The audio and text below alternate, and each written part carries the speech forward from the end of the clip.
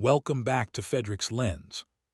Today, we're going deeper into a world that most people think they already understand. Because Deus Ex is usually remembered as a game about augmentations, conspiracies, futuristic weapons, and cyberpunk style. But I think that's only the surface. Underneath all of that, Deus Ex is really exploring something much more unsettling. What happens when human improvement becomes the most elegant doorway for human control? And that question matters even more now, especially after our last video on the Diamondback .357 on Elon Musk's bedside table. Because once you start looking at the symbolism around Deus Ex, it stops feeling like just fiction. It starts feeling like a map of a future that powerful builders, thinkers, and public figures already recognize. So in this video, we're not focusing on the gun itself. We're focusing on the deeper architecture behind it.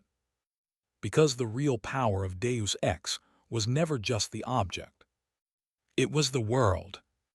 Most people remember the surface of Deus Ex. The augmentations, the conspiracies, the black and gold future, the secret networks, the corporations, the surveillance, the social collapse. But beneath all of that, Deus Ex is doing something much deeper. It is asking a question that still feels dangerous now. What happens when the things that make you stronger also make you easier to govern? That is the real core of Deus Ex. Because in this world, enhancement is never just enhancement. It is never only healing, never only empowerment, never only progress. It is also access. It is also maintenance. It is also permission. It is also dependency. It is also classification. And once you see that, the whole meaning of Deus Ex changes. It stops looking like a game about cool upgrades and starts looking like a game about a civilization, learning how to move control inside the human being itself. That is the first layer most people miss. A lot of people imagine control arriving through force first, the obvious threat, the visible crackdown, the thing you can point to immediately. But Deus Ex understands something more sophisticated. The most effective systems of control do not always begin by saying, obey. Sometimes they begin by saying, improve. Be stronger. Be safer. Be smarter. Be more capable. Be more resilient. Be more than what you are now. And that is where the trap begins. Because the moment improvement depends on systems, institutions, and hidden support chains, power changes shape. Now the upgrade is no longer just a gift. It becomes a relationship. A relationship between the individual and the machine around them, between the body and the network that supports it, between the human and the institutions that now help define what a functioning human even is. That is the hidden architecture of Deus Ex. The enhancement is also the handle.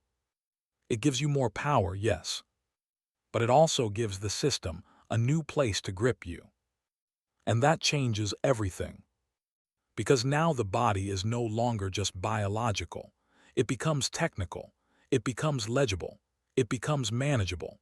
It becomes something institutions can read, regulate, authorize, and restrict. That is why Deus Ex feels so much bigger than ordinary sci-fi.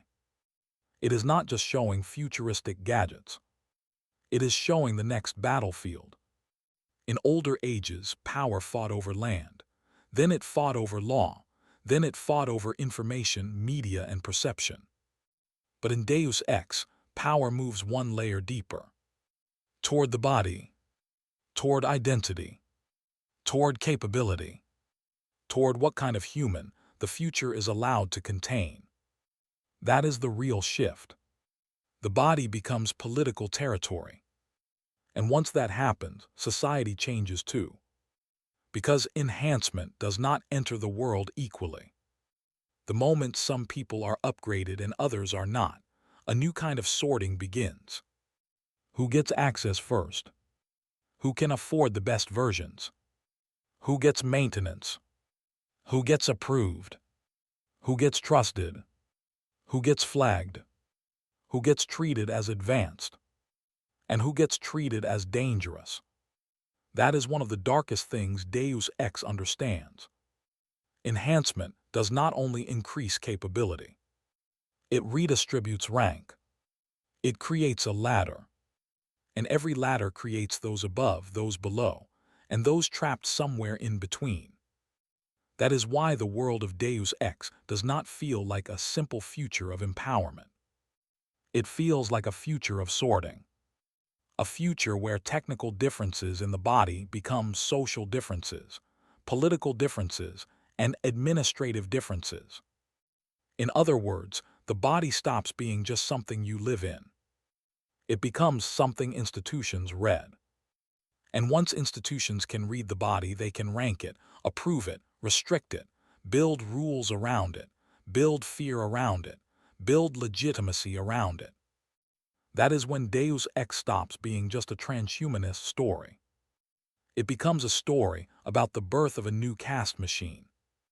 Not caste in the old sense. Not only by birth.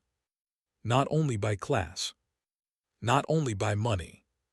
But caste through embodiment. Through approved modification. Through trusted enhancement.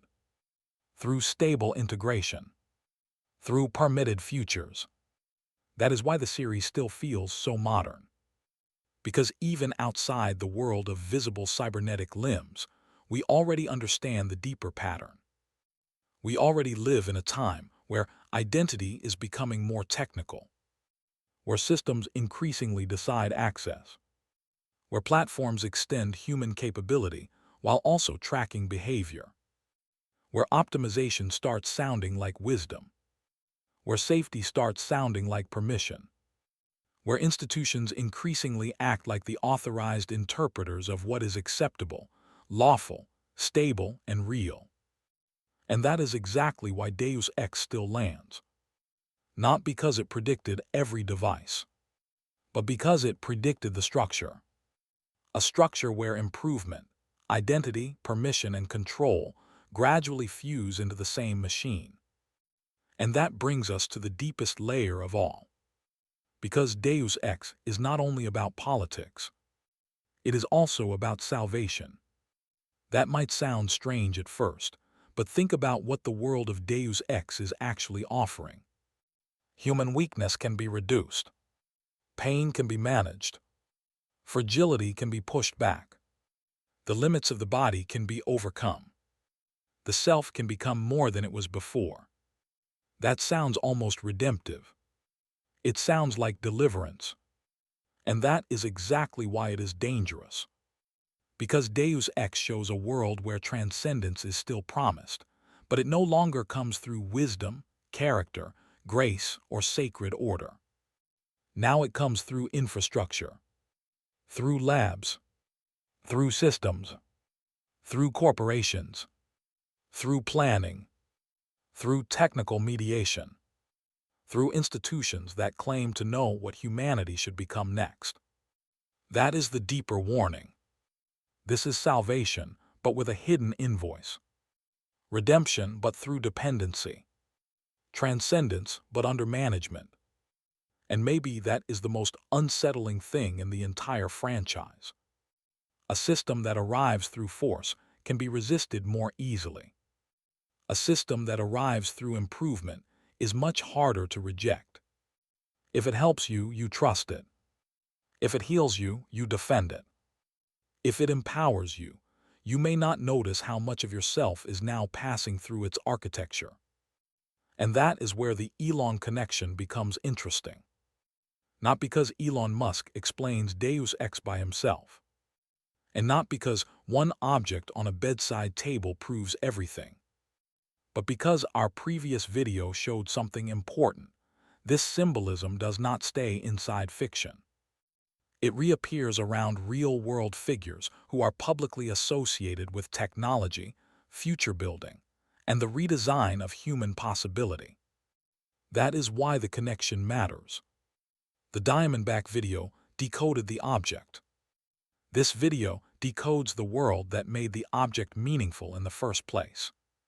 Because the deepest danger was never simply that technology would become powerful.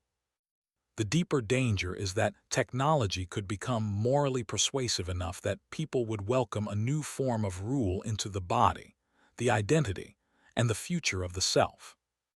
And once that happens, power no longer needs to dominate in the old way. It can guide. It can optimize. It can authorize. It can maintain. It can decide which version of more human remains acceptable. That is where the hidden power inside Deus Ex really sits. Not just in money, not just in secrecy, but in the ability to define acceptable evolution. That is a very different kind of power. It is not only political. It is almost priestly. Because once someone claims the right to decide what humanity should become, they are no longer just managing systems. They are guarding the threshold. And that may be the deepest meaning of Deus Ex. Not cybernetics, not style, not even conspiracy alone, but stewardship over human transformation. Who guides it? Who interprets it? Who authorizes it? Who decides which doors open and which doors close? That is the true unease inside Deus Ex. And that is why it still matters. Its deepest message is not that technology is evil. That would be too simple. The real message is harder than that. A civilization becomes most vulnerable when it starts confusing enhancement with liberation. Because enhancement can be real. The benefits can be real. The healing can be real. The power can be real. And still, the total structure can move toward control. That is the warning. The same system that empowers can also classify. The same system that heals can also contain. The same system that upgrades can also position. The same system that opens the future can also decide who gets to remain inside it. And maybe that is why Deus Ex still feels so alive. It is not really a story about the future. It is a story about what happens when humanity seeks its next form through structures powerful enough to govern that form from the inside. And that leads to the darkest possibility of all. The most dangerous prison is not always the one that keeps humanity weak. It may be the one that teaches humanity to seek transcendence through systems that can quietly turn transcendence into administration. That is what Deus Ex really understands about human control. And once you see that, it stops being just a game. It becomes a warning about the kind of world that can emerge when improvement and governance become the same language. If you made it this far, comment upgrade or trap below so I know you saw the deeper layer. And if you want more videos like this, where we go past the surface and decode the hidden architecture behind symbols, systems, and the world shaping our reality, subscribe to Fedrix Lens, turn on the bell, and stay with me for the next layer. Thanks for watching. This is Fedrix Lens, and I'll see you in the next one.